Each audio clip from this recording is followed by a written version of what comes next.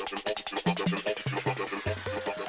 semuanya, perkenalkan saya Iwo Pranawi, NIM 219072 dari Prodi Farmasi Politeknik Katolik Mangunwijaya Semarang.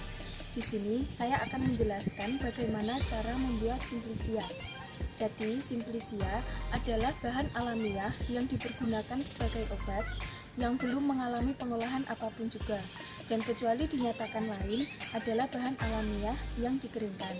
Simplisia sendiri terdapat 3 macam berdasarkan sumbernya, yaitu nabati, hewani, dan mineral atau pelikan. Di sini saya akan membuat simplisia berdasarkan dari bahan nabati, yaitu menggunakan serai. Serai yang memiliki nama latin Cymbopogon nardus L. Rendel merupakan tanaman yang menyerupai rumput-rumputan dan memiliki kandungan zat aktif yang dapat digunakan sebagai pengobatan. Nah, kandungan dari serai ini adalah minyak atsiri yang mengandung geraniol dan citronella. Sedangkan khasiat dari tanaman serai adalah sebagai karminativa, antispasmodika, antipiretik, antioksidan, menurunkan kadar gula, untuk meredakan flu, dan juga sebagai kesehatan mulut. Langkah pertama yang dilakukan adalah pengumpulan bahan baku. Nah, cara ini dilakukan dengan pemanenan tanaman serai.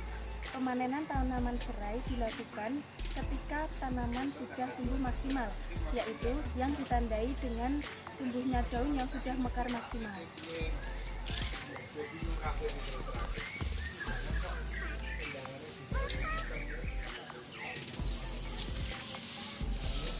Nah, sekarang kita dapatkan tanaman serai ini.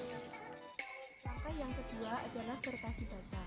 Sortasi basah ini dilakukan untuk memisahkan kotoran atau benda asing yang masih ada di dalam tanaman ini.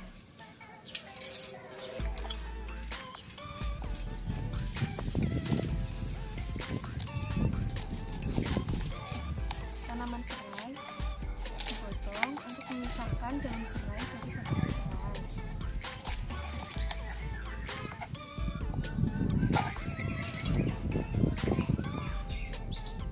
Dan membuang bahan-bahan yang tidak diperlukan untuk pembuatan simplisia.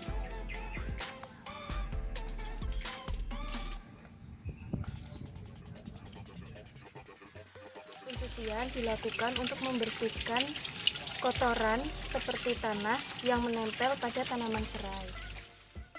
Perajangan dilakukan untuk memperkecil ukuran tanaman serai dan memperbesar luas permukaan supaya tanaman serai mudah untuk dikeringkan dan juga mudah untuk dikemas. Pemotongan tanaman serai tidak boleh terlalu tipis atau tidak boleh terlalu tebal. Pemotongan yang terlalu tipis dapat menghilangkan kandungan zat aktif yang ada di dalamnya. Sedangkan pemotongan yang terlalu tebal dapat memperlama proses pengeringan. Pengeringan ini bertujuan untuk menurunkan kadar air bahan sehingga didapatkan simplisia yang tidak mudah rusak dan dapat disimpan dalam waktu yang lebih lama.